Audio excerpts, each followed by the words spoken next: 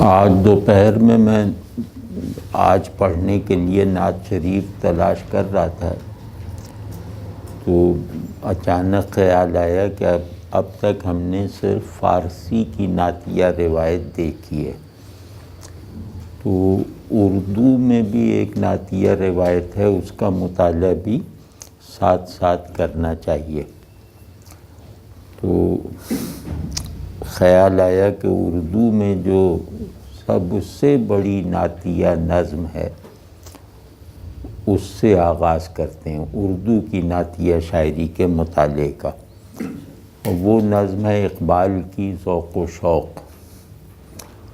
تو ذوق و شوق نعت گوئی کے جو رسمی اور فنی اسالیب ہیں اس سے مختلف ہے، اور یہ مطلب رسول اللہ صلی اللہ علیہ وسلم کو مرکز بنا کر پورے مسلم ورلڈ ویو کا بیان ہے۔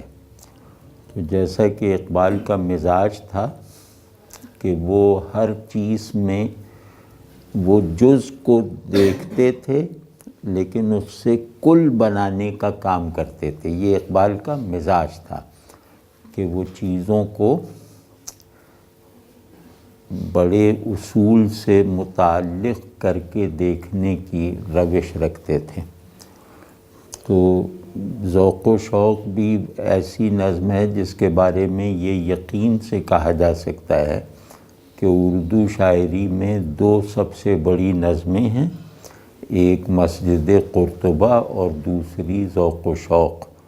بعض لوگوں کا خیال یہ ہے کہ ذوق و شوق کا شعری مرتبہ مسجد قرطبہ سے زیادہ ہے، لیکن بہرحال اس پر تقریباً اتفاق رائے ہے کہ اردو کی دو سب سے بڑی نظمیں اقبال ہی نے لکھی ہیں، اور وہ نظمیں ذوق و شوق اور مسجد قرطبہ ہیں۔ تو مسجد قرطبہ کو بھی سبھی نے پڑھ رکھا ہے، اس کی فضا حمدیہ ہے، ذوق و شوق کی فضا نعتیہ ہے۔ تو یہ دونوں جوڑے ہیں، اگر ان کو ایک جوڑے کی حیثیت سے پڑھا جائے، غور کیا جائے اور ان میں دوڑتے ہوئے معانی اور احوال کو جذب کیا جائے تو پوری مسلم نفسیات، پورا مسلم تصور حقیقت، پورا مسلم ورلڈ ویو بنی بنائی حالت میں ذہن میں بھی آ جاتا ہے، نگاہ میں بھی آ جاتا ہے اور قلب میں بھی سما جاتا ہے۔ اقبال کا بہت بڑا کمال ہے جس کی ہمیں قدر کرنی چاہیے اور اس سے فائدہ اٹھانا چاہیے کہ یہ حقائق کو بہت بڑی ذہنی سطح پر بھی مرکزیت کے ساتھ دکھا دیتے ہیں، مطلب ذہن کا مرکز بنا دیتے ہیں جو بات کہتے ہیں، اس کے ساتھ ساتھ وہ اس بات کی کو تصویر بھی کر دیتے ہیں، یعنی آنکھوں کو بھی دکھا دیتے ہیں، اور ذہن اور آنکھوں کو مسخر کرنے یا ذہن اور آنکھوں کو معنی یا حقیقت کی طرف یکسو کر دینے کے بعد وہ معنی جو ذہن میں اعلیٰ خیال کی طرح، آنکھوں میں بڑے جمیل اور جلیل منظر کی طرح بنتے ہیں، وہی معنی قلب میں احوال کی طرح سرایت کر جاتے ہیں۔ تو اقبال کے سوا ہماری روایت میں ایسے بہت کم لوگ ہیں جو کسی بات کو اتنا مکمل کر کے بیان کرنے کی قدرت رکھتے ہوں کہ ہماری ریسیپٹیوٹی کے جتنے ٹولز ہیں، بڑی چیزوں سے تعلق کے جتنے بھی انداز ہو سکتے ہیں، اقبال ان تمام اسالیب اور اندازوں کو استعمال کرتے ہیں کامیابی کے ساتھ، ٹھیک ہے نا؟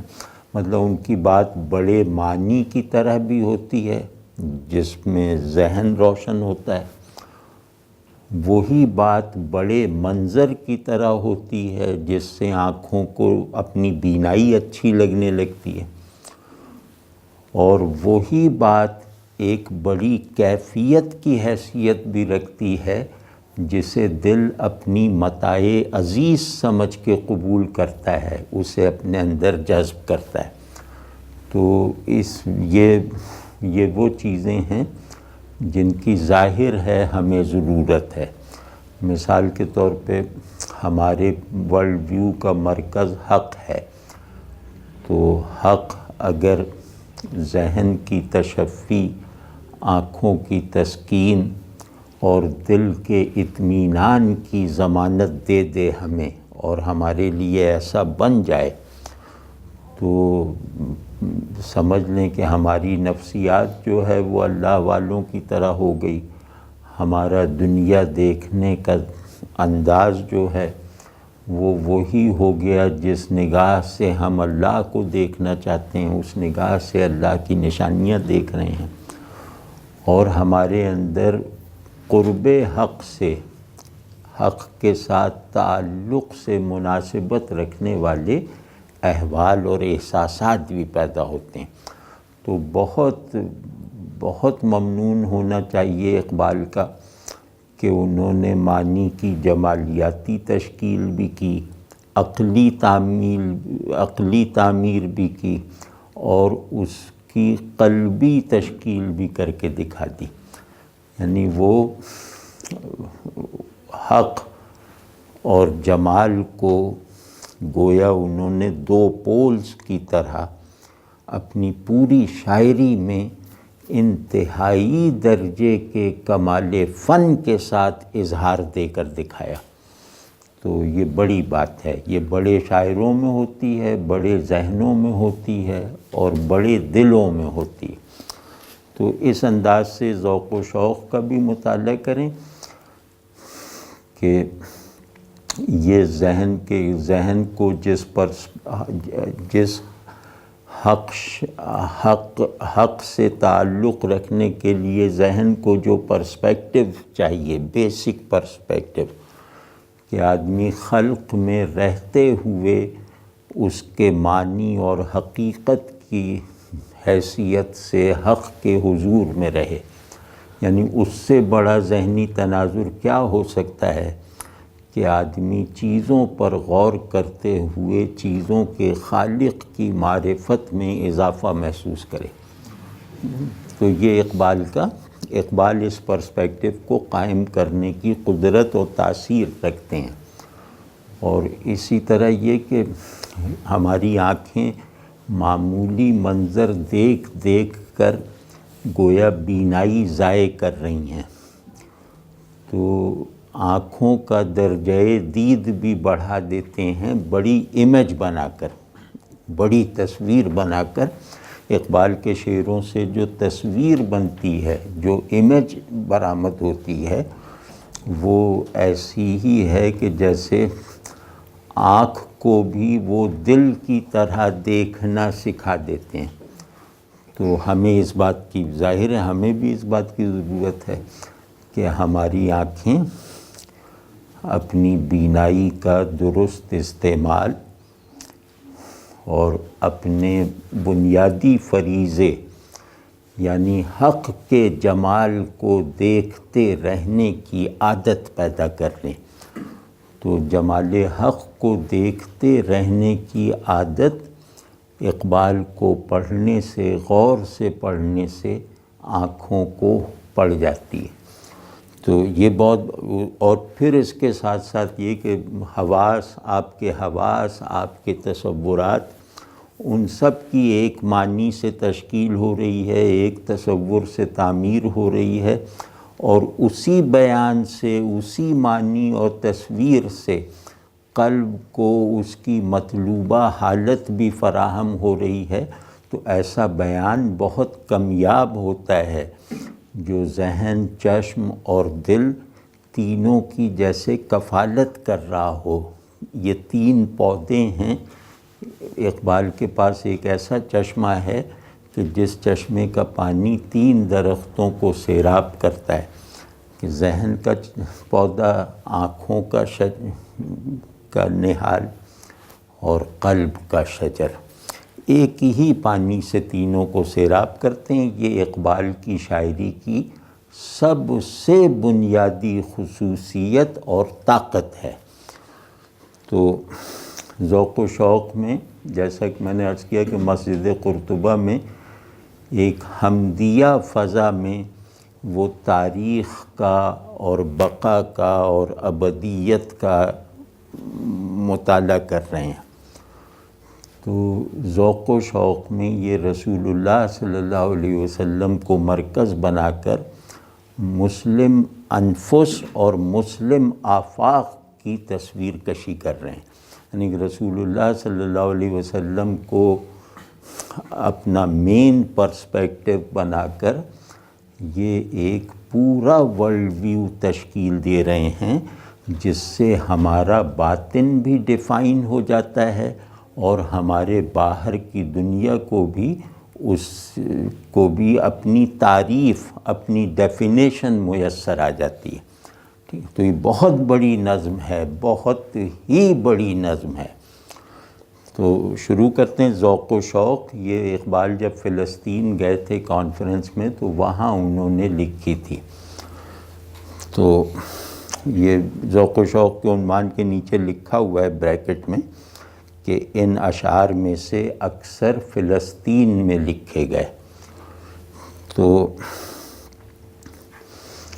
اس کے عنوان کو سمجھ لیں۔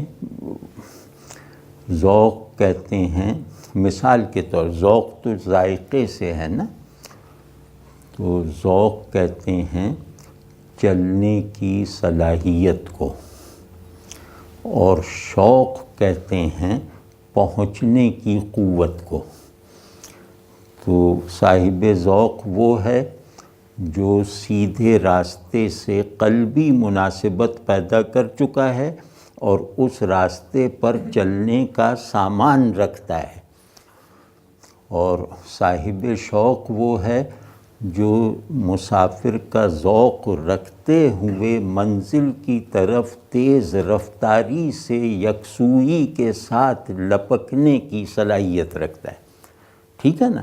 ذوق یوں سمجھ لیں کہ راستہ ہے، شوق جو ہے وہ منزل کی طرف لے جانے والی سواری ہے۔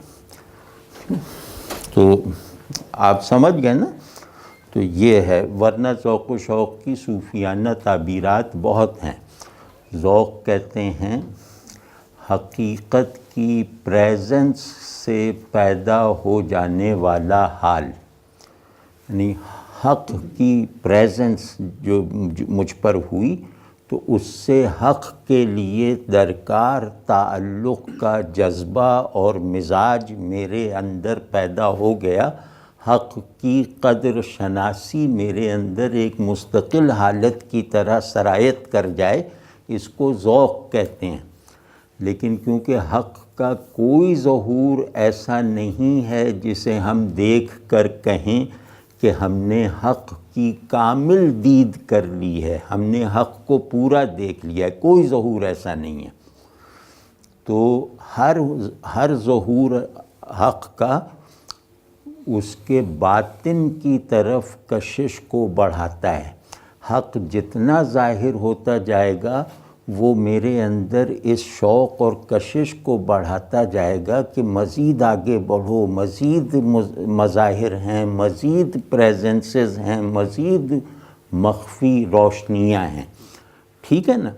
تو دیکھے ہوئے حق سے پیدا ہونے والا مستقل حال ذوق ہے، اور حق کو اندیکھا مان کر اس کی طرف لپکنے کا اللہ کے حضور ہی سے حاصل ہونے والی قوت کے ساتھ اللہ کے غیاب میں اللہ کے غیاب کو سیر کرنے کی طاقت شوق ہے۔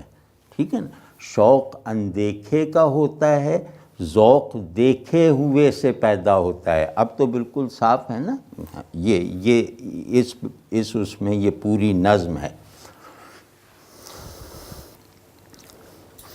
اور دوسرا ایک پس منظر کے طور پہ اسی اصطلاح کے معنی عرض کر دوں کہ رسول اللہ صلی اللہ علیہ وسلم سے تعلق یہ ذوق کا منبع ہے، ذوق جنریٹ ہوتا ہے رسول اللہ صلی اللہ علیہ وسلم سے، یعنی کہ رسول اللہ صلی اللہ علیہ وسلم سے تعلق ہی میرے اندر وہ جذبہ پیدا کرتا ہے جس کو ہم کہہ سکتے ہیں اللہ کو پانے کا جذبہ، اللہ کو دیکھنے کا جذبہ، اللہ تک پہنچنے کا جذبہ۔ تو اللہ تک پہنچنے کا تمام باطنی سامان اپنی ہر تفصیل میں منحصر ہے، موقوف ہے، ڈیپینڈنٹ ہے رسول اللہ صلی اللہ علیہ وسلم کے تعلق اور وسیلے پر، یعنی کہ رسول اللہ صلی اللہ علیہ وسلم کے واضح تعلق کے بغیر خدا کا کوئی تصور اس کی طرف اشارہ نہیں کر سکتا، وہ ہمارے خیال کی مخلوق ہے۔ تو رسول اللہ صلی اللہ علیہ وسلم کا وسیلہ اور تعلق خدا کو کے لیے حقیقی بناتا ہے، حقیقی خدا کو، فرضی خدا کو نہیں، حقیقی خدا کو ہماری منزل بناتا ہے، ٹھیک ہے نا؟ تو ان معنوں اس کنٹراسٹ میں بھی دیکھ لیں کہ ذوق جو ہے وہ رسول اللہ صلی اللہ علیہ وسلم کے ساتھ تعلق کا ثمر ہے، اور اسی ذوق سے پیدا ہونے والا اللہ تک پہنچنے کا شوق وہ جو ہے وہ اللہ کو اپنی منزل بناتا ہے، رسول اللہ صلی اللہ علیہ وسلم کے ساتھ تعلق کو اپنا زاد راہ بناتا ہے، زاد سفر بناتا ہے، اپنا راہبر بناتا ہے، ٹھیک ہے نا؟ تو نظم کا آغاز ہوتا ہے سعدی کے ایک شعر سے کہ درے غام دم زاں ہما بوستاں، درے غام دم زاں ہما بوستاں، تہی دست رفتن سوئے دوستاں۔ تو کیونکہ فلسطین گئے تھے تو یہ خیال آیا کہ میں ہندوستان واپس جاتے ہوئے اپنی قوم کے لیے، اپنے دوستوں کے لیے کوئی تحفہ لے جاؤں۔ تو ذوق و شوق وہ تحفہ ہے جو انہوں نے فلسطین میں لکھا، اور اس میں کہہ رہے ہیں کہ میں نے یہ نظم لکھی فلسطین میں، اور یہ نظم ہی میری طرف سے میرے دوستوں کے لیے تحفہ ہے، کیونکہ یہ بات اچھی نہیں ہے کہ میں باغ کی، بوستاں کی، گلستاں کی سیر کروں اور اس کے پھل جو ہے وہ اپنے دوستوں کے لیے نہ لے جاؤں۔ تو فلسطین گویا ایک باغ ہے جس کی میں نے سیر کی ہے، یہ نظم اس باغ کی سیر کا پھل ہے جو میں اپنے دوستوں کے لیے لے کر ہندوستان آیا ہوں، ٹھیک ہے نا؟ یہ اس کا مطلب۔ اس کا پہلا شعر ہے قلب و نظر کی زندگی دشت میں صبح کا سما، قلب و نظر کی زندگی دشت میں صبح کا سما، دشت میں صبح کا سما، چشمہ آفتاب سے نور کی ندیاں رواں۔ یہ تصویر کر کے دیکھیے ذرا، اس کو اپنے تصور کی آنکھ سے دیکھیے کہ اتنا خوبصورت منظر آپ کسی بھی صحرا میں جا کر اپنے آپ کو فراہم نہیں کر سکتے جو یہ شعر مہیا کر رہا ہے۔ صحرا میں بھی بہت گیا ہوں، بہت سے لوگ بہت گئے ہوں گے، اور ایسا صحرا جو نخلستانوں سے بھرا ہوا ہو، یہاں دشت آپ سمجھ لیں، ایسا صحرا فلسطین کے آس پاس کا ایسا صحرا جو نخلستانوں سے بھرا ہوا ہے، دشت، ٹھیک ہے نا؟ نخلستان تو واضح ہے نا، نخلستان کسے کہتے ہیں؟ تو اب آپ دیکھیے کہ ایک آدمی نخلستانوں سے بھرے ہوئے صحرا میں صبح کا، طلوع صبح کا منظر دیکھ رہا ہے، طلوع آفتاب کا مشاہدہ کر رہا ہے اس دشت میں جس میں ٹیلے بھی بڑے بڑے ہیں اور نخلستان بھی پھیلے ہوئے ہیں، کھجور کے درخت بھی پھیلے ہوئے ہیں۔ اس میں کہہ رہا ہے کہ یہاں اس دشت کی صبح کا سما، صبح کا منظر ایسا ہے جو قلب کو بھی زندہ کر دیتا ہے اور آنکھوں کے لیے بھی پیغام حیات ہے۔ یعنی اس منظر کو دیکھ کر دل میں بھی زندگی کی رو دوڑ جاتی ہے اور آنکھیں بھی گویا مردہ سے زندہ ہو جاتی ہیں۔ یہ منظر آنکھوں کی مسیحائی کرتا ہے اور دل کو جینے کا درس دیتا ہے۔ مطلب کمال کی بات ہے نا کہ یہ منظر دیکھو کہ صبح سورج دشت میں طلوع ہو رہا ہے، اس کے طلوع ہونے کا منظر ایسا ہے جیسے یہ کوئی آتشیں چشمہ ہے جو ابھر کر سامنے آ رہا ہے اور اس سے نور کی ندیاں جو ہیں وہ ایک ناقابل پیمائش رفتار کے ساتھ نکل رہی ہیں۔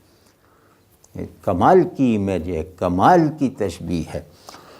تو سب سے پہلے تو اس شعر سے مطلب اس شعر کے منظر سے لطف لینا چاہیے، اس کے بعد دیکھیں کہ اس منظر میں ذہن کے لیے معنی کیا ہیں، قلب کے لیے احوال کیا ہیں۔ جیسے میں نے عرض کیا کہ یہ اقبال کی بنیادی خصوصیت ہے جس میں بہت کم لوگ ان کے شریک ہیں۔ تو معنی اس میں دیکھیں تو قلب کہتے ہیں اس آنکھ کو، مطلب میں آنکھ سے امیج سے جوڑ کے کہہ رہا ہوں، قلب وہ آنکھ رکھتا ہے جو جلوے حق دیکھنے سے تربیت پاتی ہے۔ یعنی قلب کی آنکھ کی ساری بینائی جلوے حق دیکھنے کے لیے ہے، اس کے دیکھنے کا پورا عمل حق کو دیکھنے کا عمل ہوتا ہے، چاہے اس کا رخ دیوار کی طرف ہو یا آسمان کی طرف ہو، اس کا جو زاویہ دید ہے وہ حق تک پہنچتا ہے، ٹھیک ہے نا۔ تو حق کی دید کی عادت رکھنے والی آنکھ اور خلق کا نظارہ کرنے والی ظاہری آنکھ، حق کو دیکھنے والی باطنی آنکھ یعنی قلب، خلق کی سیر کرنے والی ظاہری آنکھ یعنی یہ دو آنکھیں، ان دونوں کے لیے حق اور خلق دونوں کی دید کی ذمہ داریاں اٹھانے والی آنکھوں کے لیے یہ منظر یعنی چشمہ آفتاب سے رواں ہونے والی نور کی ندیاں پیغام حیات ہیں، حرف مسیحائی ہیں، ٹھیک ہے نا۔ تو اب یہ ایک منظر سے جوڑ کے قلب کو ہم نے آنکھ کہا۔ دوسرا جو اس کا بڑا اور مطلوب مطلب ہے، قلب صورتوں کو دیکھتا ہے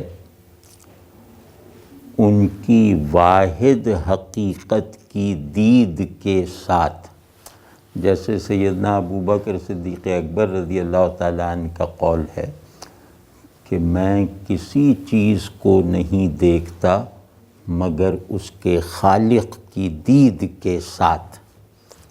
یعنی ہر چیز کو دیکھتا ہوں تو میرا چیزوں کو دیکھنے کا عمل خدا کو دیکھنے کا عمل بنتا ہے، تو اس کے بغیر میں چیز کو دیکھتا ہی نہیں۔ عارف کے لیے خلق کو حق کی نشانیوں کے طور پر نہ دیکھنا حرام ہے۔ عارف وہ ہے جو خلق کو حق کی جلوہ گاہ سمجھے، حق کے مظاہر کا مجموعہ سمجھے، حق کی نشانیوں کا دفتر سمجھے۔ تو قلب یہ ذمہ داری اٹھاتا ہے کہ وہ جسے بھی دیکھے گا اسے دیکھنے میں اللہ کی کسی نہ کسی شان کو دیکھے گا، ٹھیک ہے نا۔ اور نظر کہتے ہیں کہ جو صورتوں کو دیکھے اور ان صورتوں کی بنیاد پر کوئی فیصلہ کرے۔ قلب کہتے ہیں خلق کو دیکھ کر حضور حق کی تسکین حاصل کرنے والا، نظر کہتے ہیں حضور حق کو دیکھ کر اس حضور کی کیفیت اور لذت کو محسوس کرنے والی چیز، ٹھیک ہے نا؟ تو قلب کی تسکین معنی اور حقیقت سے ہوتی ہے، چشم یا نظر کی تسکین صورت سے ہوتی ہے. صورتیں جتنے حسن اور خوبصورتی اور ترتیب کے ساتھ اس پہ ظاہر ہوں گی وہ ان سے تسکین پاتی رہے گی. لیکن قلب نظام کثرت کو، صورتوں کے ڈھیر کو، صورتوں کے پورے نظام کو دیکھتا تو ہے، لیکن ان کو ان کی حقیقت واحدہ سے جوڑ کر دیکھتا ہے. ہر چیز اس کے لیے ایک حقیقت کی نشانی ہے اور وہ حقیقت اللہ ہے. تو کہہ رہے ہیں کہ ہمارے یہ دونوں جو پرسپیکٹیوز ہیں، یعنی ہمارا ظاہری پرسپیکٹیو جو آنکھ ہے اور ہمارا باطنی پرسپیکٹیو جو قلب ہے، ہماری ظاہری آنکھ اور ہماری باطنی آنکھ دونوں کو گویا اس منظر سے پیغام زندگی مل رہا ہے. دونوں پر گویا ایک تھکن طاری ہو گئی تھی، ایک نیند حاوی آ گئی تھی.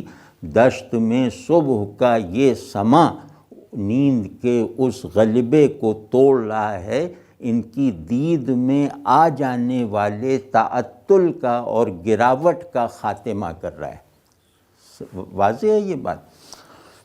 تو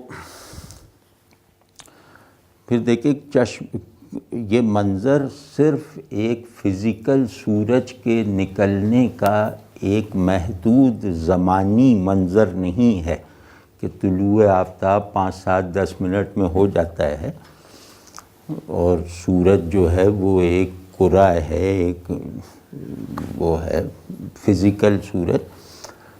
تو یہ صرف اتنا منظر نہیں ہے. یہ منظر سورج کو سورج کی طرح نہیں دکھا رہا، یہ صبح کے نکلنے کے سماں کو وقت کی قید سے نکال رہا ہے. یعنی یہ سورج جو مکانی آبجیکٹ ہے اس میں ایک لامکانی ویو پیدا کر رہا ہے، اور جو طلوع صبح کا وقت ہے جو زمانیت کا ایک ٹکڑا ہے، اس زمانی پن کو زائل کر رہا ہے، اس میں ایک لازمانیت داخل کر رہا ہے.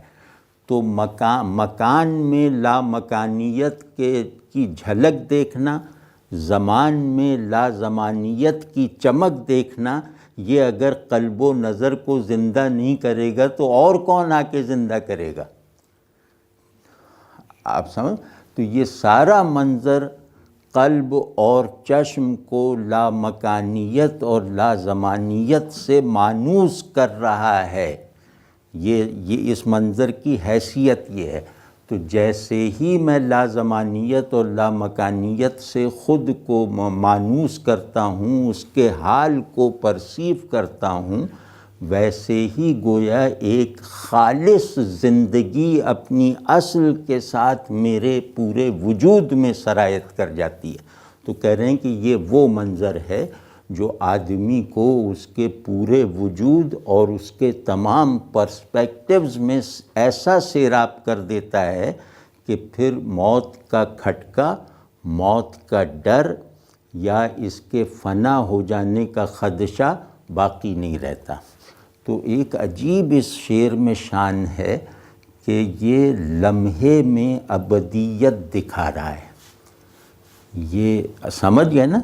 تو اگر کوئی ایسا منظر ہو جو لمحے میں ابدیت کنوے کر دے تو وہ منظر کیا کرے گا؟ وہ منظر میرے دل کی، میرے ذہن کی، میری آنکھوں کی مسیحائی کرے گا، اس کی سطح بلند کرے گا، اس کی حالت حیات کو درست کرے گا. ٹھیک ہے نا؟ اور دوسرا اس میں یہ کہ نظر دو معنی میں ہے. نظر کا ایک مطلب یہ آنکھیں ہیں، نظر کا مطلب بینائی ہوتا ہے نا، اور نظر کا دوسرا مطلب ہے عقل. کہ آپ پرانی کتابیں آپ لوگ پڑھتے ہی نہیں. پرانی کتابیں اگر آپ پڑھیں فلسفے کی یا معقولات کی تو اس میں یہ عام محاورہ ہے کہ میں نے جب اس مسئلے میں نظر کی، ٹھیک ہے نا، تو اس کا مطلب یہ ہوتا ہے کہ میں نے جب اس مسئلے پر عقل کو فوکس کر کے غور کیا. ٹھیک ہے نا؟ تو نظر بمانی عقل بھی ہے، عقل کا فعل بھی نظر کہلاتا ہے۔ تو اب آپ دیکھیں جو بات میں کہہ رہا تھا، تینوں چیزیں مکمل کر دی نا، کہ قلب، ذہن، نظر کا ایک جز ذہن اور دوسرا جز آنکھ، تو آنکھ، دماغ اور دل تینوں کو گویا اس منظر پر فوکس کر دیا ہے، جو منظر دشت میں صبح کے وقت نمودار ہوتا ہے، جو اپنے طلوع کے تمام آبجیکٹس سے بلند ہو کر دیکھنا اور محسوس کرنا اور سمجھنا سکھا دیتا ہے۔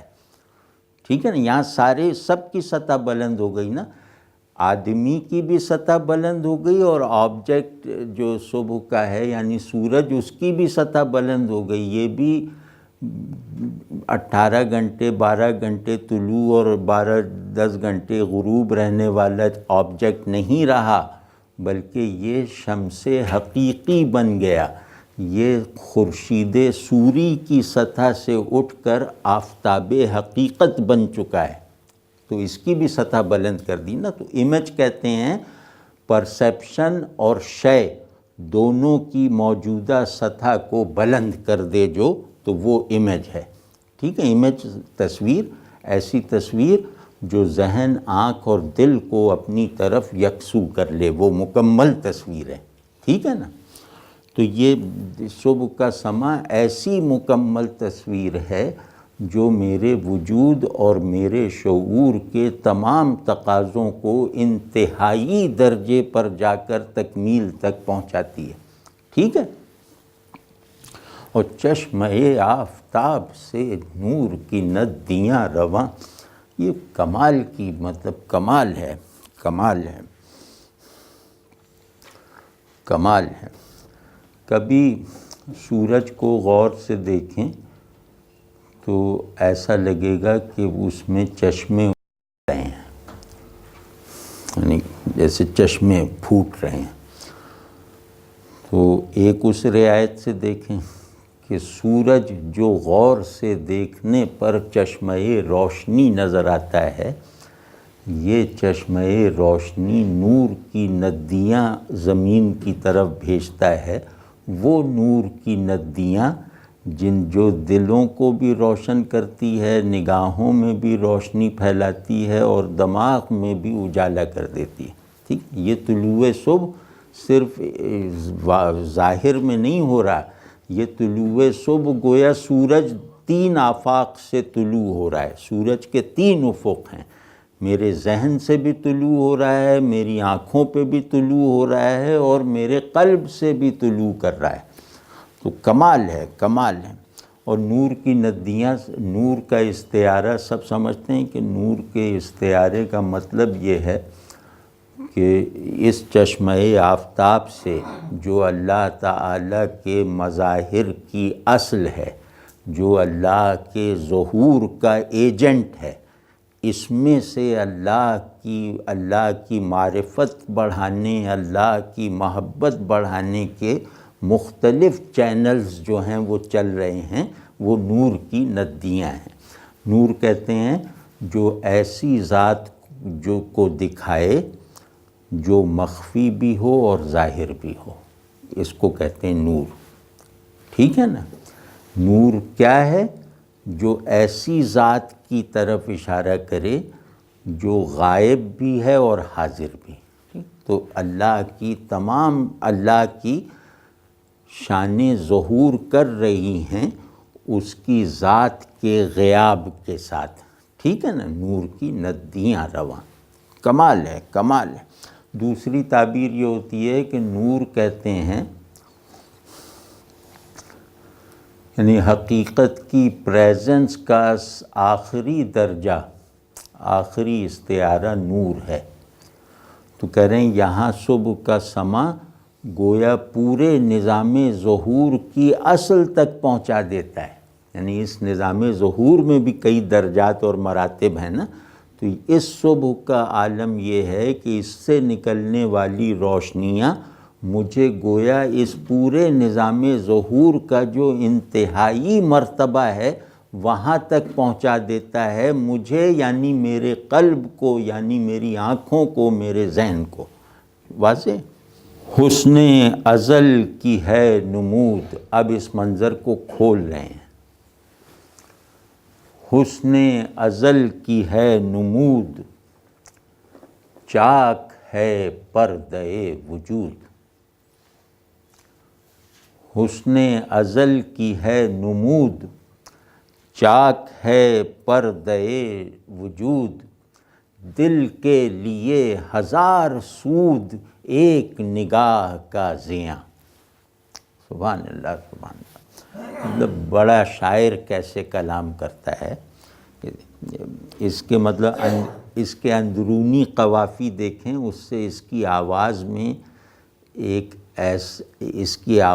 ایک ایسی گونج پیدا ہو گئی ہے جو سنائی بھی دیتی ہے، دکھائی بھی دیتی ہے، سجھائی بھی دیتی ہے۔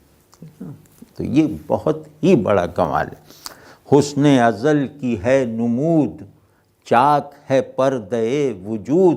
دل کے لیے ہزار سود، ایک نگاہ کا زیاں۔ تو اقبال کے یہاں یہ آواز کا شعور جو ہے وہ اکثر بڑے شاعروں سے زیادہ ہے۔ ان کی آواز بھی بہت مکمل اور معنی اور کیفیت سے مناسبت رکھنے والی ہوتی ہے۔ آواز، تصویر، خیال اور حال، یہ انتہائی درجے پر پہنچ کر جن شاعروں کے یہاں ایک ہو جاتے ہیں، ان میں سے ایک اقبال ہیں۔ ٹھیک؟ تو آواز دیکھ لی نا آپ نے کہ یہ حسن ازل کی ہے نمود، چاک ہے پردہ وجود، کہ اس میں پھیلی ہوئی آوازیں ہیں، اور جہاں یہ آواز ختم کرتی ہے وہاں وہ اصطلاح میں اسے قلقلہ کہتے ہیں۔ دال کے حرف پہ ختم کرتی ہے، دال پہ ختم ہونے والی آواز کو اصطلاح میں قلقلہ کہتے ہیں۔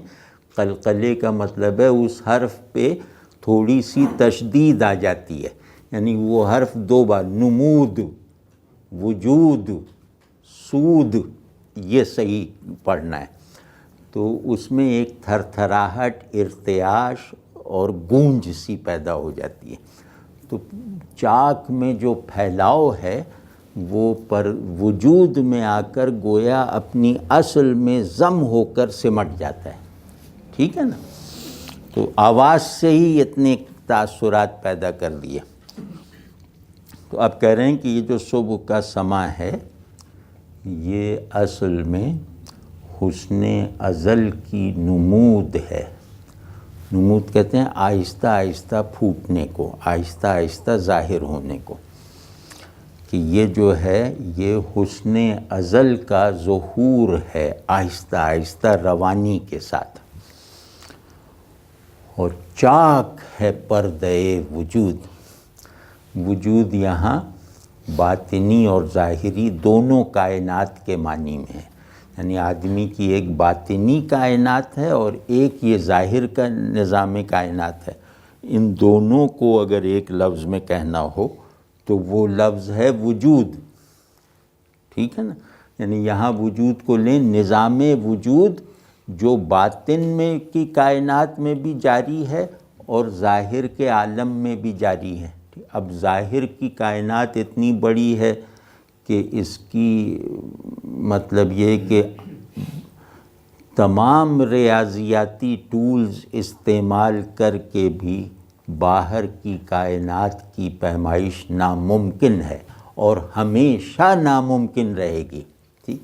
کیونکہ یہاں اربوں نوری سال کا فاصلہ ہے، اس کائنات کو ناپنے میں اربوں نوری سال درکار ہیں۔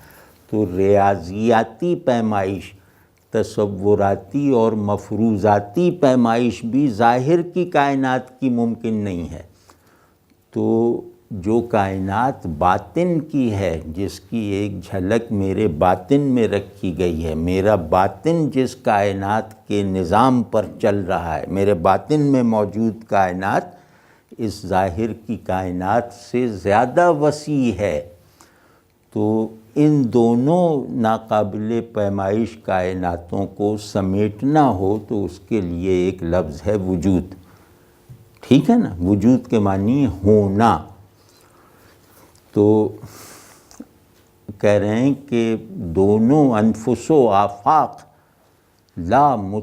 غیر متناہی انفس و آفاق، جن کی ہم فارمز کو بھی نہیں دیکھ سکتے، جن کی ہم صورتوں کو بھی نہیں دیکھ سکتے، جنہیں ہم تصور بھی بنا لیں تو وہ ان کی واقعیت سے کم ہوگا. یعنی ظاہری کائنات کو دیکھو نا، سب سائنسداں کہیں گے کہ ظاہری کائنات اتنی زیادہ وسیع اور اتنی کثیر ہے کہ ہم اس وسعت اور کثرت کا بہترین تصور بھی باندھ لیں تو ہمارا بنایا ہوا وہ تصور اپنے سائز میں اس ایکچول کائنات سے چھوٹا رہ جائے گا. واضح نا، ہم کہاں سے تصور باندھیں کہ اربوں نوری سال ہیں اور ان میں سیارے بکھرے ہوئے ہیں، اربوں نوری سال کی مسافت پہ سیارے بکھرے ہوئے ہیں، تو یہ چیز گویا ہمارے تصور سے بھی زیادہ ہے نا. تو کہہ رہے ہیں کہ وہ نظام وجود جو ظاہر و باطن میں چل رہا ہے اور غیر متناہی ہے، ادراک کی زد مشاہدہ تو دور کی بات ہے، وہ تعقل اور تصور کی گرفت میں سے بھی زیادہ ہے، تو اس کا پردہ چاک ہو رہا ہے. یعنی کہ ایک دشت میں صبح کا سما گویا وجود کے پردے کو چاک کر کے اس کی حقیقت کے مشاہدے کا ماحول پیدا کر رہا ہے. یہ مانیے چاک ہے پردے وجود. یہ جو سورج نکل رہا ہے یہ ظہور کی تلوار کی طرح طلوع ہو رہا ہے، جس سے وجود کا وہ پردہ جو عقل نہیں ہٹا سکتی، جو تصور سے نہیں اٹھ سکتا، وہ گویا عملاً چاک ہو رہا ہے اگر تم اس کو دیکھنے والے کی طرح دیکھو. ٹھیک ہے. تو دل کے اب اس میں پہلے مصرے میں حسن ازل کسے کہتے ہیں؟ حسن ازل کہتے ہیں پہلے ظہور کو، حق کے پہلے ظہور کو، جس کا ناظر، جس کو دیکھنے والا اس کا غیر ہو، اس ظہور جمال حق کو حسن ازل کہتے ہیں. یہ یاد رکھیے گا.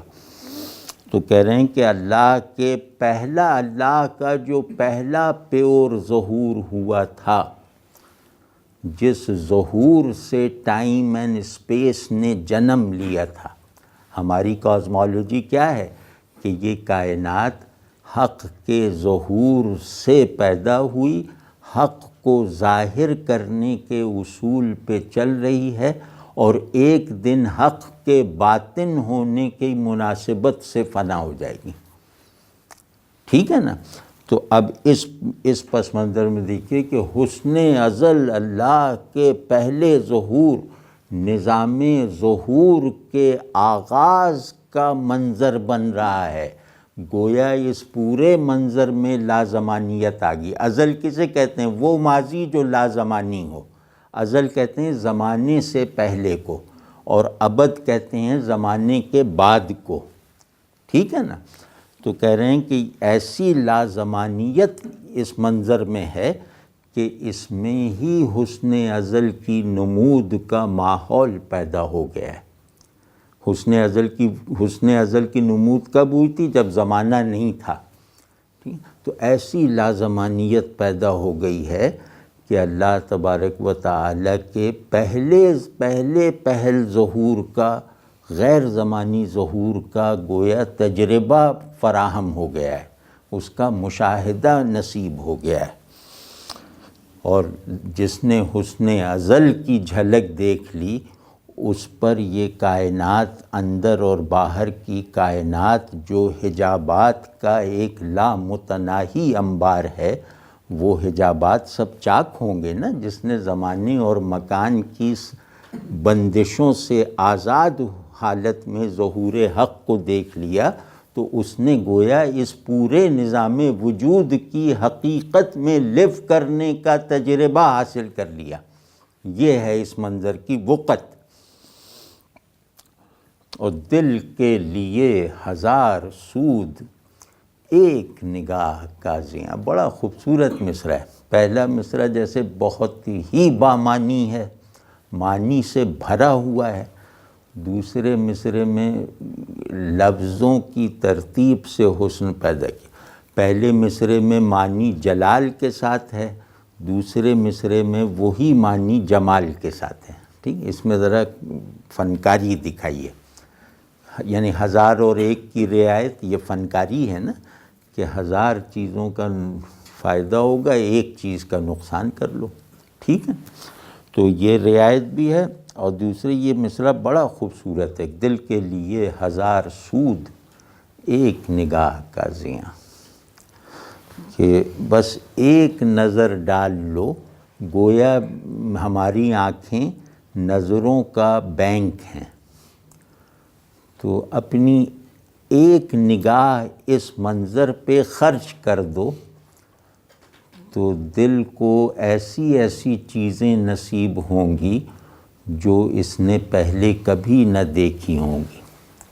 تو اب یہ منظر ایسا ہے کہ اس میں آنکھ جو ہے وہ دل کی کفالت کرتی ہے اور دل آنکھوں کی رہنمائی کرتا ہے. دل آنکھوں سے کہہ رہا ہے کہ اس پر پلکیں نہ جھپکا، میرے اندر جو ظہور کی جو ایک لائن لگی ہوئی ہے اس میں خلل نہ ڈالنا، اس میں پلکیں بھی نہ جھپکا. تو یہ نہ ڈر، تیری ایک نگاہ کا نقصان ہے لیکن اس نقصان میں 1000 طرح کے مشاہدات مجھے نصیب ہو رہے ہیں. ٹھیک ہے نا، تو دل کے لیے 1000 سود ایک، کتنا خوبصورت ہے. ایک نگاہ کا زیاں، زیاں کہتے ہیں نقصان کو، سود کہتے ہیں فائدے کو. تو ایک نگاہ کا زیاں مطلب ہماری نظر عام چیزوں پہ پڑھ کے واپس آ جاتی ہے، لیکن یہ منظر ایسا ہے کہ اس پہ جو نگاہ پڑے گی وہ واپس نہیں آئے گی، اس منظر میں جذب ہو جائے گی. تو کہہ رہے ہیں کہ بس ایک نگاہ خرچ کر دو اس منظر پہ، تو دل جو ہے وہ آنکھوں کے اس نقصان کو 1000 طرح سے پورا کر لے گا. ٹھیک ہے نا.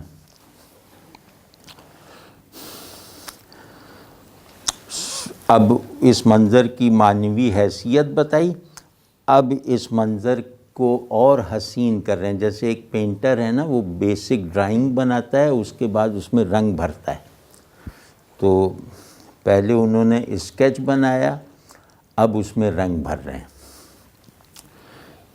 کہ سرخ و کبود بدلیاں چھوڑ گیا صحاب شب.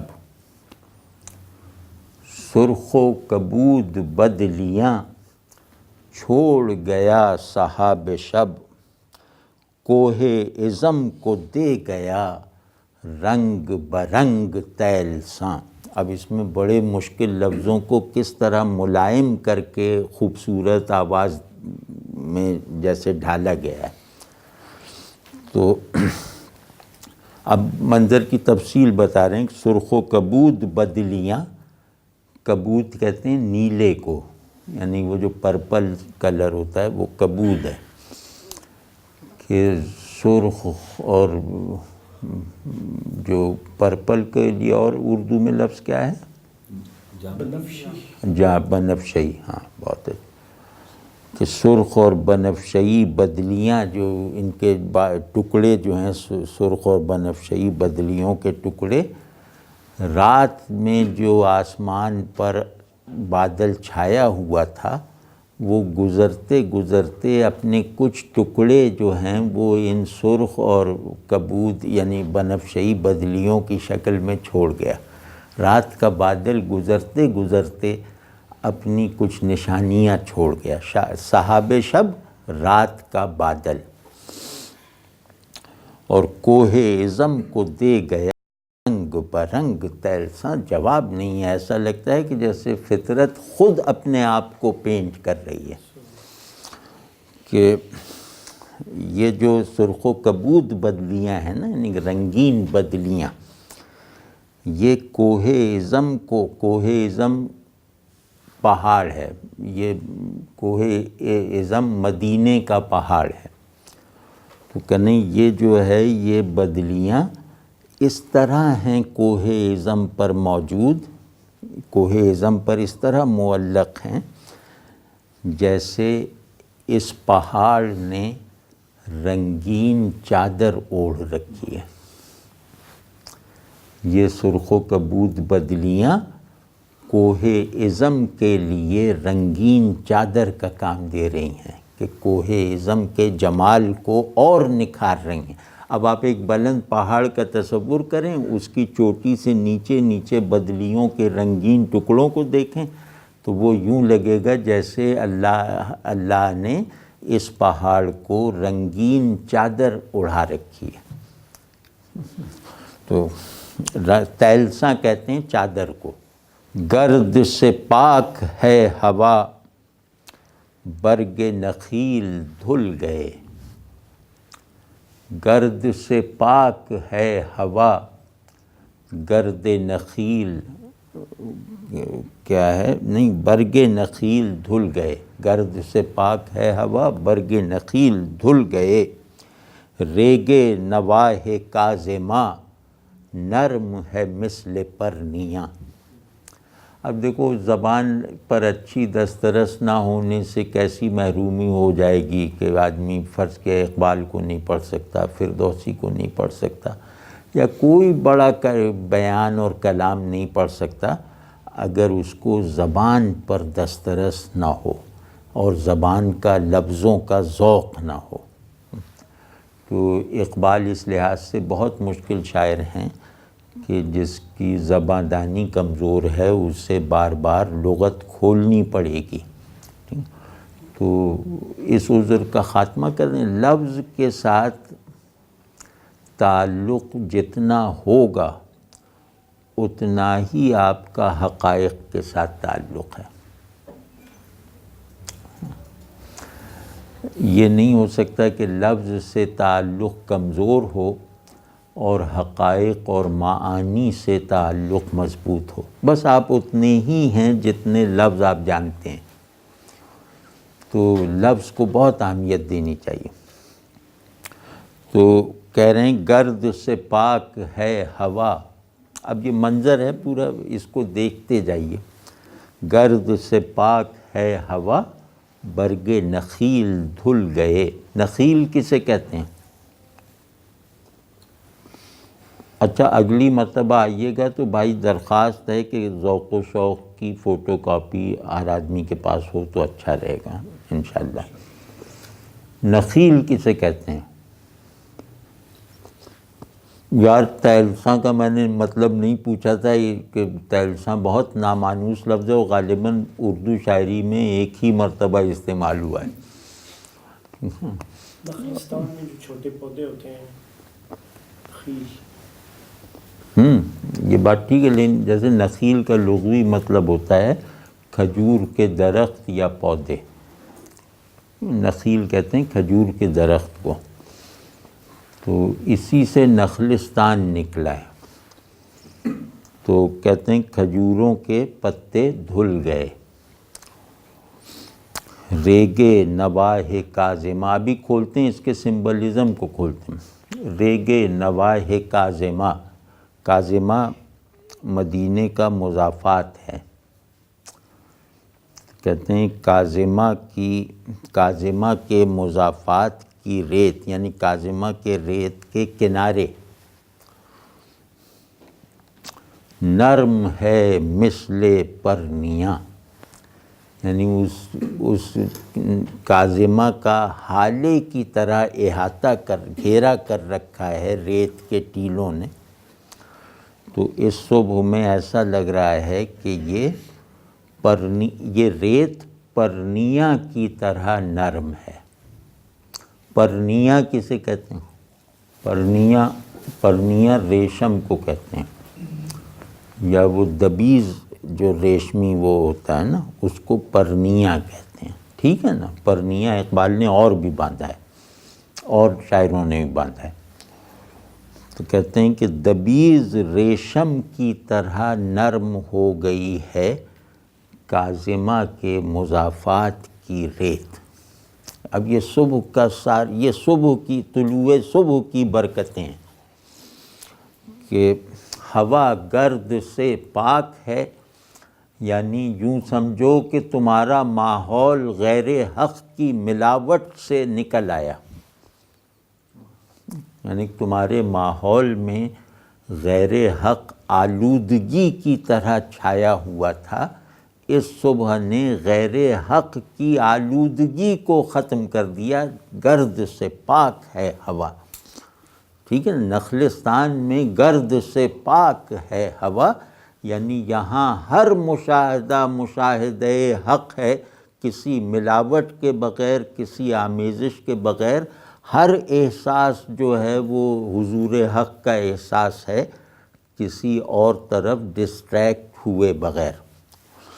تو گرد سے پاک ہے ہوا، برگ نخیل دھل گئے، کھجوروں کے پتے دھل گئے ہیں، یعنی کھجور کسے کہتے ہیں؟ کھجور کا سمبل کس معنی میں ہے؟ اس پہ کبھی غور آپ نے کیا کہ نخیل یا کھجور کا درخت اس کا ایک سمبلزم ہے، وہ کیا ہے؟ گرد سے پاک ہے ہوا، اللہ کی خالص پریزنس ایک روانی کے ساتھ، دلوں کو چھو لینے والی حرکت کے ساتھ، آنکھوں کو نظارے کی آمیزش سے پاک کر دینے والے بہاؤ کے ساتھ چل رہی ہے، اور یہاں کا جو مین آبجیکٹ ہے زرخیزی کا، بہار کا، یعنی کھجور کا درخت، اس پر جو گرد پڑی ہوئی تھی وہ دھو ڈالی گئی ہے، یعنی ظہور حق کا زمانی اور مکانی دونوں طرح کا ماحول پیدا کر دیا ہے۔ ہوا ظہور حق کا زمانی بہاؤ ہے، اور برگ نخیل جو ہے کھجور کا درخت، وہ اسی ظہور حق کا مکانی وہ ہے، در و بست، ٹھیک ہے نا۔ تو ظہور حق نے زمانی اور مکانی پیٹرن میں بھی اپنے آپ کو نمودار کر دیا ہے دیکھنے والے کے لیے۔ واضح ہے نہیں بات؟ تو اور ریگے، اور یہ کہ اس پورے یعنی حضور کے اس پورے ماحول میں چلنا خوشگوار ہے، حضور کے اس پورے ماحول میں راستہ طے کرنا خوشگوار ہے، کیونکہ اس راستے کی زمین کانٹوں سے پاک ہے، ناہمواریوں سے پاک ہے، بلکہ یہ زمین جو ہے اس ریشم کی طرح نرم ہے جو چلنے کو خوشگوار اور رکنے کو ناگوار بنا دیتا ہے۔ تو یہاں گویا روحانی بالیدگی اور پیش رفت اور پیش قدمی کا پورا ماحول موجود ہے۔ یہ بند پورا کر لیتے ہیں تو اب یہ منظر نگاری ہو رہی ہے، تو مطلب میں سچ کہتا ہوں کہ اگر اس کو صرف آنکھوں سے دیکھنے کی مشق کی جائے ان مناظر کو، تو آدمی کے اندر ایک جیسے ہمہ جہت وجودی ترفع، بلندی پیدا ہونا شروع ہو جائے گی، ورنہ تو آنکھوں کا دیکھنا آدمی کو گراتا ہے، اٹھاتا نہیں ہے، آنکھیں گرا دیتی ہیں آدمی کو۔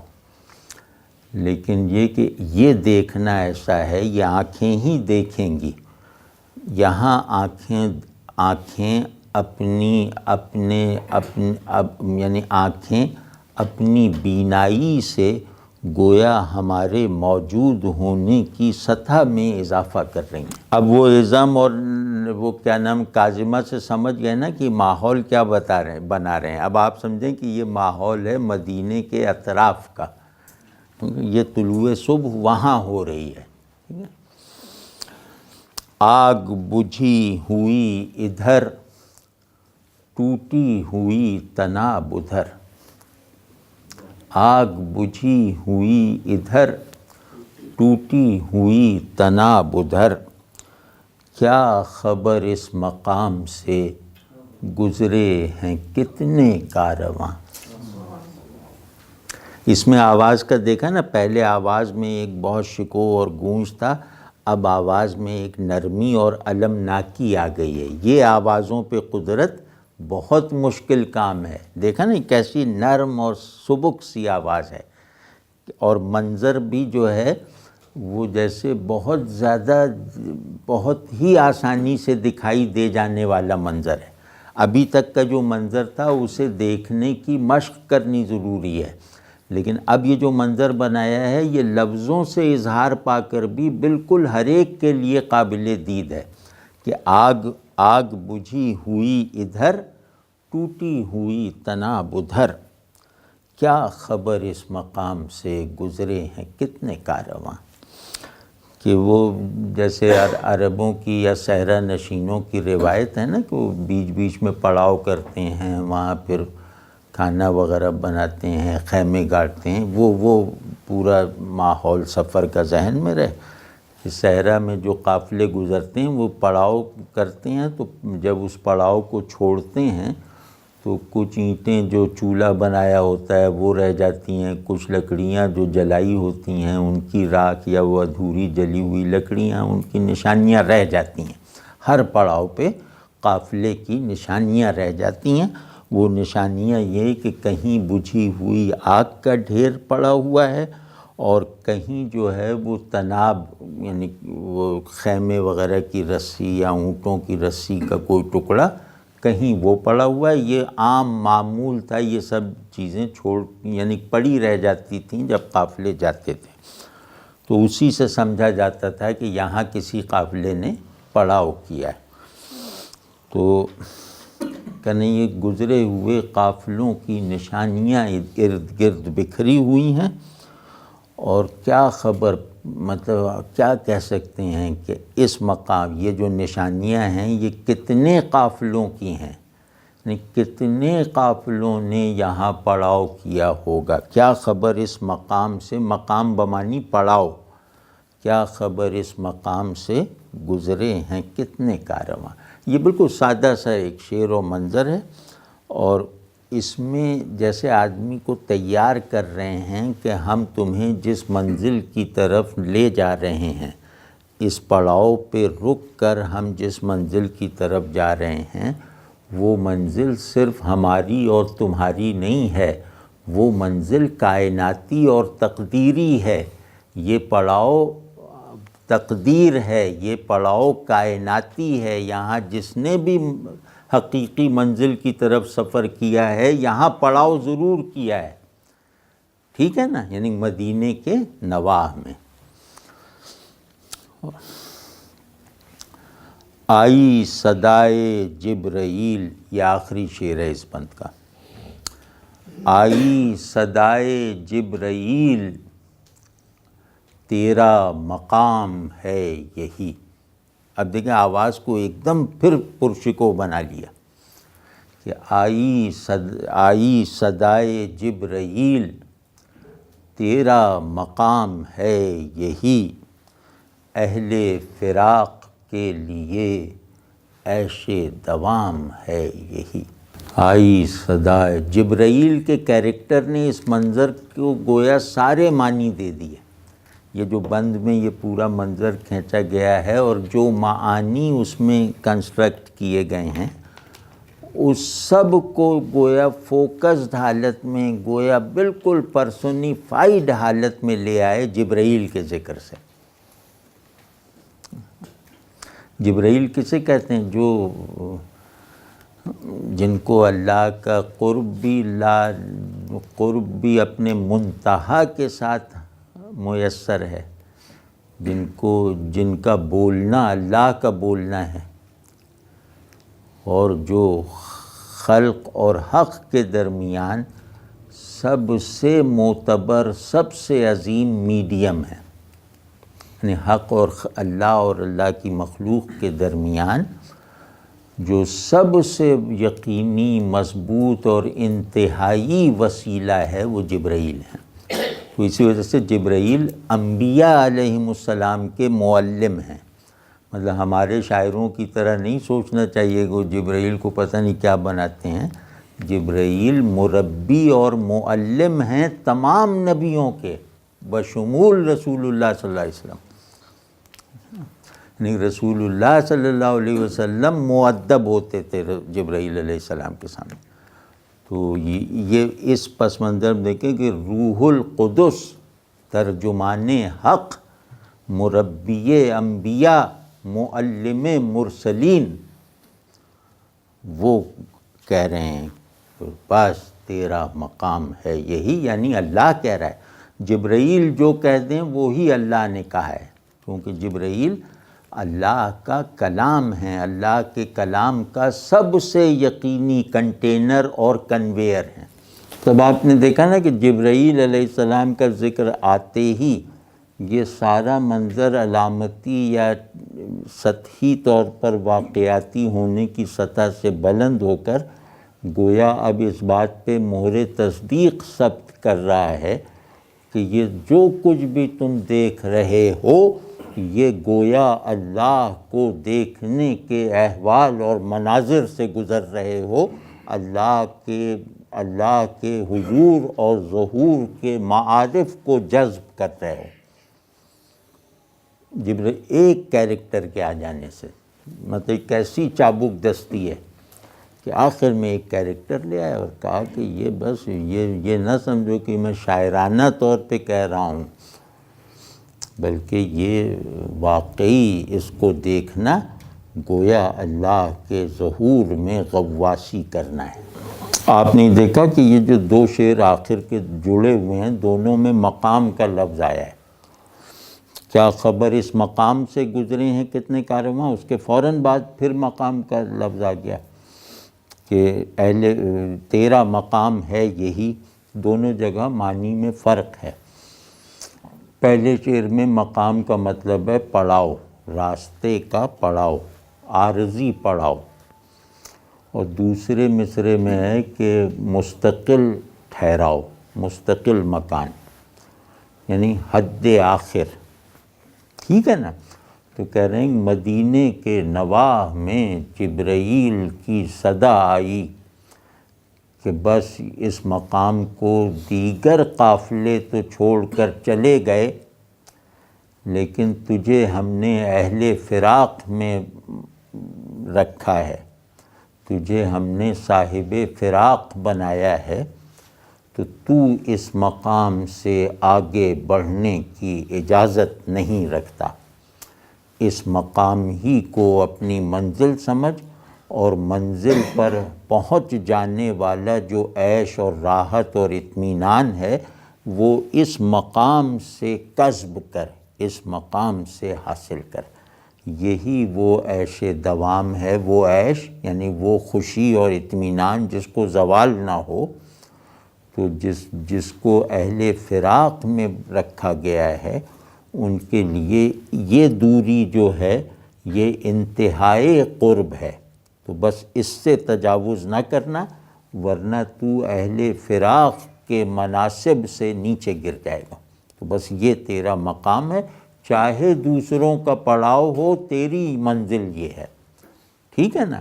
اب اس میں کئی باتیں آتی ہیں، مطلب ادب بھی ہے کہ رسول اللہ صلی اللہ علیہ وسلم کے شہر میں جانا یہ بہت بہادری کا کام ہے.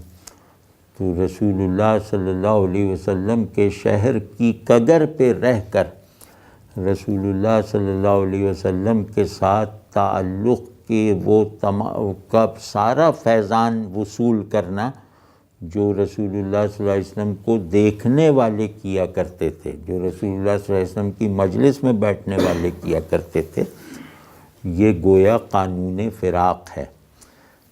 ٹھیک ہے نا؟ تو لیکن اس شعر کو ابھی کھولتے ہیں. شعر بڑا ہے، مطلب بڑے معنی کا ہے، اور ابھی کھولتے ہیں. اس میں ایک ترکیب کو اگر ہم لوگ سمجھ لیں تو اس پورے شعر کا جو مادہ معنویت ہے وہ ہمارے ہاتھ آ جائے گا، اور وہ ترکیب ہے اہل فراق. جبرائیل پہ تو عرض کر دیا کہ جبرائیل کا کیریکٹر آنے سے یہ پوری فضا صحیح معنوں میں الوہی بن گئی. تو اہل فراق کو سمجھنا بہت ضروری ہے، کیونکہ فراق اقبال کے نظریہ عشق کی روح ہے۔ اقبال عشق کا جو نظریہ رکھتے ہیں اس میں اس میں بنیادی چیز فراق ہے، یعنی عاشق کا مقصود وصال نہیں ہے، عشق سے وفاداری فراق میں ہوتی ہے۔ مطلب کئی اس کے فلسفیانہ معنی بھی ہیں، اور اقبال نے فراق کو جا بجا بہت بڑے معانی میں استعمال کیا ہے اپنی شاعری میں۔ یعنی یہ فراق کا مطلب ہے کہ عاشق محبوب میں فنا نہیں ہوتا، بلکہ اپنی شخصیت کے ساتھ بقا پاتا ہے۔ ٹھیک ہے نا؟ تو عشق کے بارے میں دو تصورات ہیں۔ ایک تصور یہ کہ محبوب میں فنا ہو جانا، اپنی شخصیت سے، اپنی ذات سے، اپنے تعین سے دستبردار ہو جانا، اس کو کہتے ہیں اصول فنا۔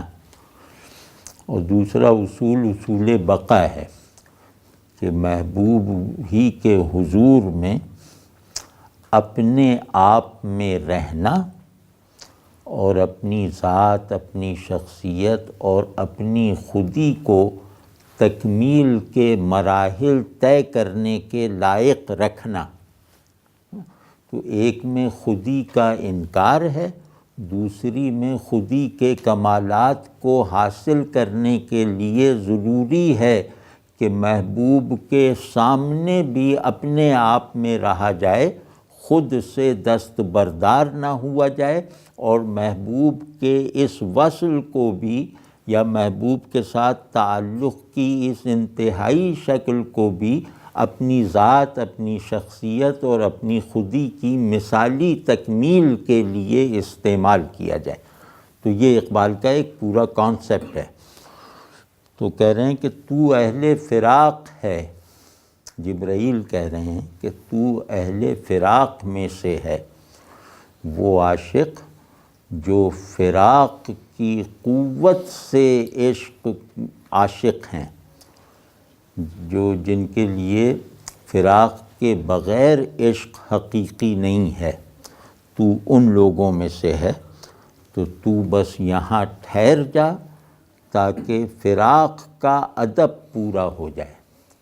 فراق میں ادب زیادہ ہے، تو فراق کا ادب پورا ہو جائے تو اپنے آپ کو اس پڑاؤ پہ ایسا سمجھ جیسے اہل فراق کی جو آخری منزل ہے مدینے کے نواح میں پہنچ جانا، مدینے کی ہواؤں کی ٹھنڈک کو محسوس کرنا، یہ کافی ہے۔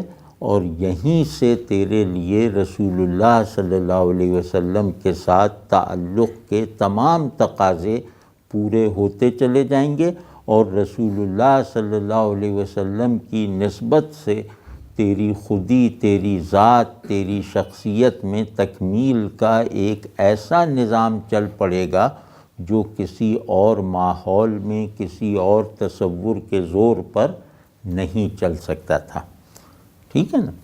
تو اب میں کھولتا ہوں کہ اہل فراق کا مطلب ہوتا ہے کہ جو لوگ اللہ کے غیب کو اس کے حضور سے زیادہ سمجھتے ہیں، اللہ اپنے حضور سے، اپنے ظہور سے زیادہ ہے نا؟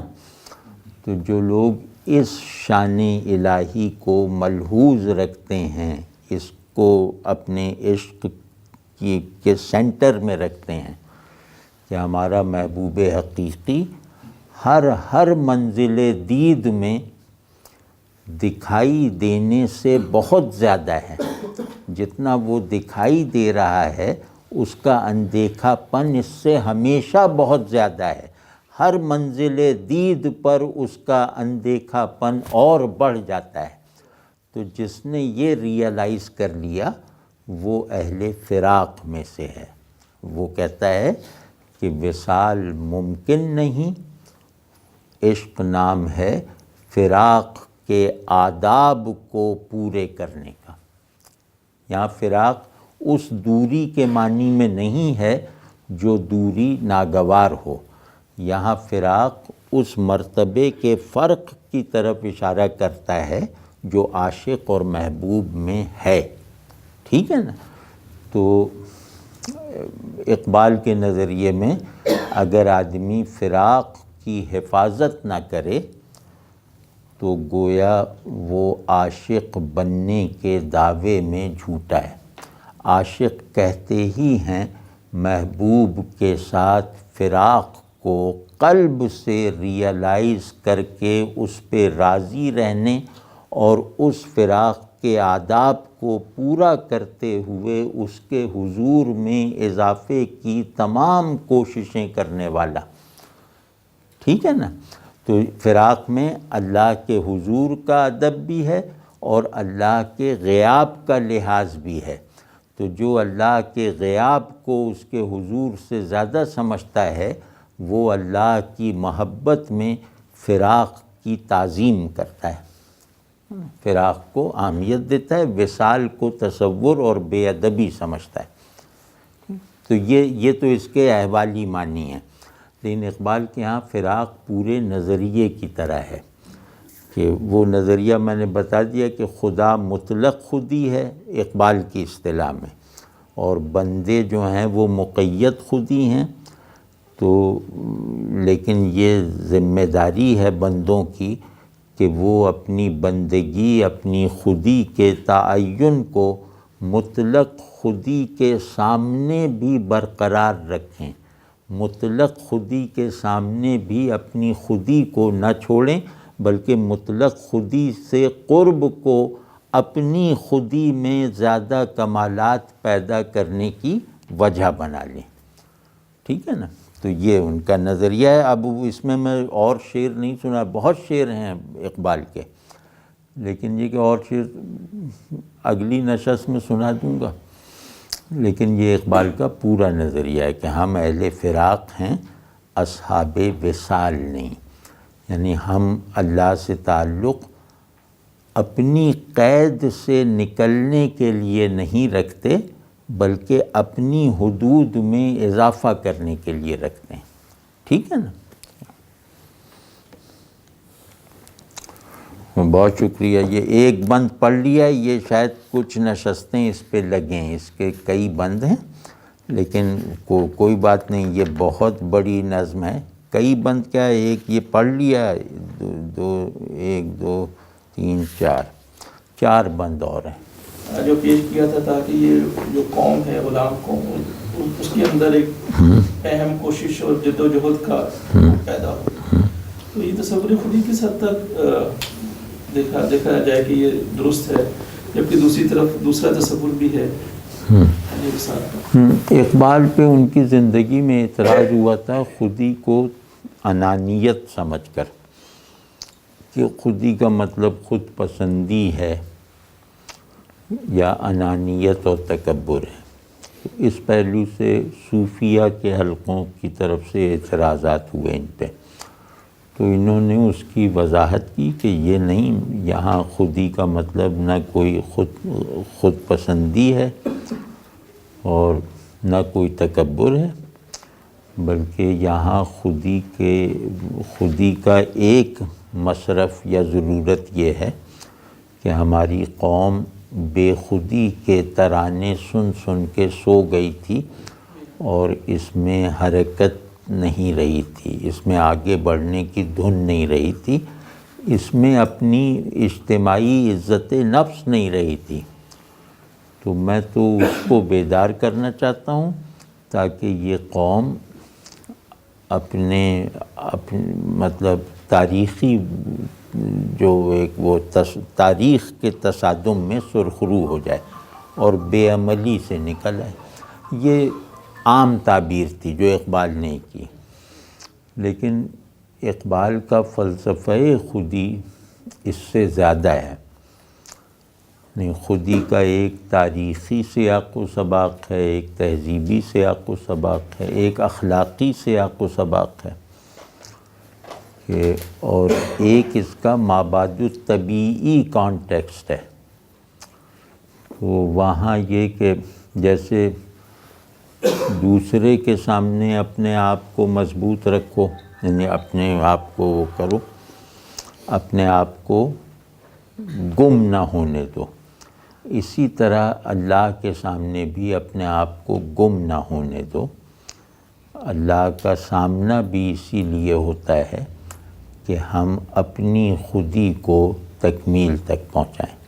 تو یہ ان کے نظریہ خودی کا گویا الہیاتی یا میٹافزیکل کانٹیکسٹ ہے۔ تو ان تین سطحوں پر، یعنی تہذیبی، نفسیاتی، تہذیبی، اخلاقی اور مابعد الطبیعی، ان سب کو جوڑ کر اگر دیکھیں گے تو اقبال کا تصور خودی وضاحت سے سامنے آ سکتا ہے۔ صوفیہ میں اس طرح کے اہل فراق اور اہل وصال، اس طرح کے دو نظریے تصورات پائے جاتے ہیں۔ دو تصورات اس طرح سے، جیسے حضرت مجدد صاحب نے فرمایا کہ گسستن پیوستن سے افضل ہے۔ گسستن کا مطلب ہے الگ رہنا، گسستن کے لفظی مطلب ہے توڑنا، اور پیوستن کا مطلب ہے جڑنا۔ تو کہتے ہیں بندے یعنی خلق اور حق کے جڑنے کا تصور بیکار ہے، حق اور خلق کے الگ ہونے کا تصور درست ہے۔ تو یہ مجدد صاحب نے فرمایا، اور بھی مطلب یہ ہے، لیکن یہ کہ اقبال کے تصور خودی پہ بعض سیریس سوالات ہیں، اس کا یہ موقع نہیں ابھی، کیونکہ وہ جب اپنی خودی کو خدا کے تناظر میں اسٹیبلش کرتے ہیں تو اس میں ایک درجہ ایسا آ جاتا ہے جہاں خود گویا پیچھے ہٹنا پڑتا ہے۔ تو وہ سیریس سوالات ہیں، وہ کسی اور موقع پہ کر لیں گے۔ جیسے ان کا ایک قطعہ ہے کہ خودی کی خلوتوں میں گم رہا میں، خودی کی خلوتوں میں گم رہا میں، قیامت میں تماشا بن گیا میں۔ یعنی قیامت میں جب اللہ تعالیٰ کا دیدار ہونے کا موقع ہے، یہ اس وقت کا قطعہ ہے کہ قیامت برپا ہو چکی، اب اللہ تعالیٰ کے دیدار کی سچویشن ہے۔ تو سب لوگ بیٹھے ہیں اللہ کا دیدار کرنے کے لیے، یہ سچویشن ہے۔ اس میں کہہ رہے ہیں کہ میں اس سچویشن میں بھی جو اللہ کو دیکھنے کی سچویشن تھی، اس میں اپنی طرف متوجہ رہا، اور اس وجہ سے قیامت میں میں سب سے الگ ہو گیا۔ لوگ کہنے لگے یہ کیسا آدمی ہے جو اللہ کا ظہور جہاں سے ہونا ہے وہاں دیکھ ہی نہیں رہا، کیونکہ تو آخرت کی سب سے بڑی نعمت اللہ کا دیدار ہے نا۔ تو کہہ رہے ہیں قیامت میں تماشا بن گیا میں، نہ دیکھا آنکھ اٹھا کر جلوے دوست، کہ میں اپنے اندر دیکھتا رہا آنکھیں بند کر کے اس یوم دید میں بھی، اور میں نے اللہ کی طرف، اللہ کے جلوے کی طرف آنکھ اٹھا کر بھی نہیں دیکھا، یعنی اس کو دیکھنے سے گویا انکار کر دیا۔ اور نہ دیکھا آنکھ اٹھا، نہیں، خودی کی خلوتوں میں گم رہا میں، ایک مصرع میں بھول گیا، نہ دیکھا آنکھ اٹھا کر جلوے دوست، قیامت میں تماشا بن گیا میں۔ تو یہاں کچھ سیریس اشکالات ہیں، سیریس اعتراضات ہیں، تو وہ، لیکن وہ کسی اور وقت، کیونکہ وہ فلسفہ خودی پر ہیں، فلسفہ خودی کے ایک حصے پر، ورنہ خودی اپنے اخلاقی سیاق و سباق میں، اپنے تاریخی کانٹیکس میں اقبال نے جس طرح بیان کیا ہے، اس کی ظاہر ہے کہ ہماری کیا ہر قوم کو ضرورت ہے۔ فرد اور معاشرے کی تشکیل خودی کے اصول پر ہوتی ہے، اس سے کسے انکار ہے، لیکن اگر یہی خودی جو ہے وہ ایک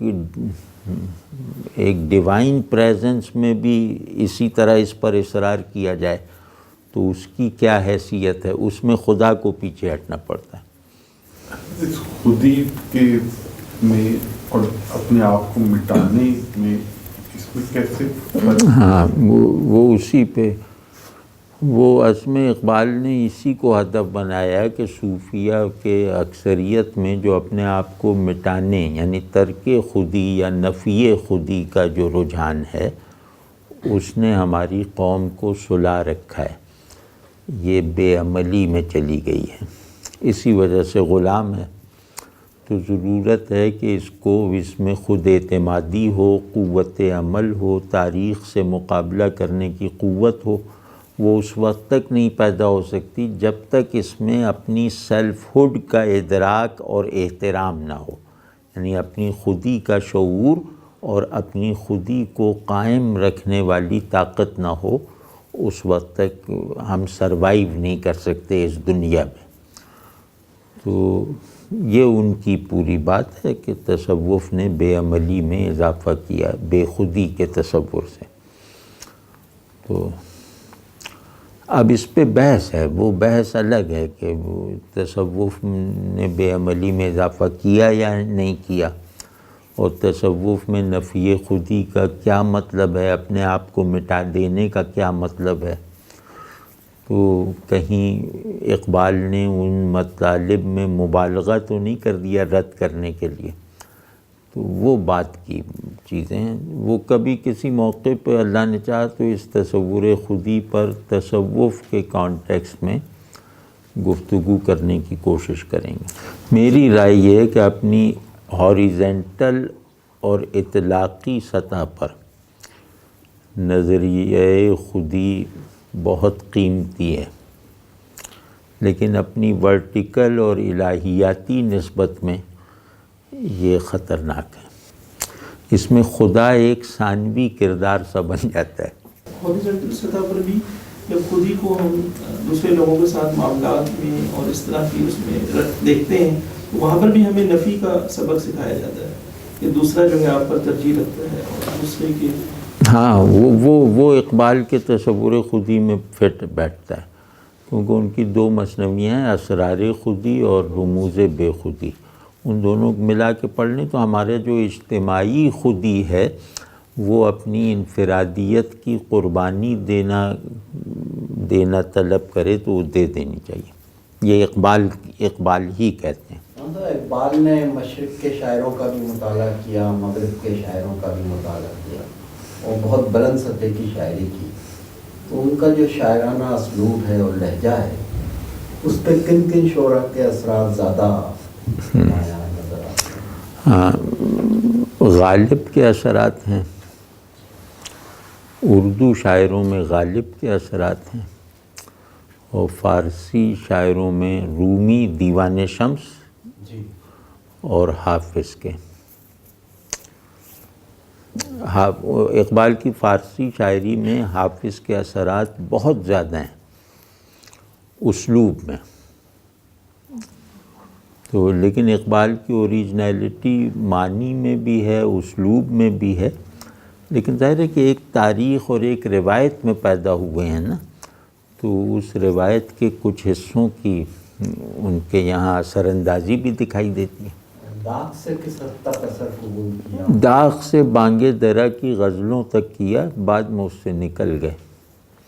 نہ آتے ہمیں اس میں تکرار کیا تھی، مگر وعدہ کرتے ہوئے آر کیا تھی، اور یہ رنگ انہوں نے بانگ درا کے بعد بالکل چھوڑ دیا تھا۔ بھری بزم میں اپنے عاشق کو تاڑا، کیا مستی میں، ہاں تیری آنکھ مستی میں ہوشیار کیا تھی۔ تو یہ سب ایک رنگ تھا ان کی ابتدائی شاعری کا جس کو انہوں نے ترک کر دی۔ اقبال بہت بڑے شاعر ہیں، اور ہماری جو ایک تثلیث ہے نا، اردو روایت میں 3 بڑے شاعر ہیں، میر، غالب اور اقبال، اور ان کی بڑائی کی ترتیب بھی یہی ہے۔ تو میر سب سے بڑے شاعر ہیں۔ ناصر کاظمی نے بھی یہی کہا تھا کہ اقبال ایوان ادب کے صدر دروازے پر ایک دیو کی طرح کھڑا ہے، ہر شاعر کو اس میں ایوان میں داخل ہونے کے لیے اقبال کے قدموں میں جھکنا ہوگا۔ اقبال کے بعد آنے والوں میں بڑی شاعری کے کچھ مظاہر، کچھ ایلیمنٹس نون میم راشد کے ہاں تھے، جنہوں نے خود کو اقبال کے اثر سے آزاد بھی کیا، لیکن ظاہر وہ بہت زیادہ کام نہیں آ سکے۔ لیکن بڑی شاعری کے کچھ عناصر اگر ہیں اقبال کے بعد آنے والوں میں تو وہ نون میم راشد میں۔ تب کیا 2 مصرے سناتا ہوں راشد کے۔ ایسی تنہائی کہ حسن تام یاد آتا نہیں۔ تام کے کیا معنی؟ مکمل۔ ایسی تنہائی کہ حسن تام یاد آتا نہیں، ایسا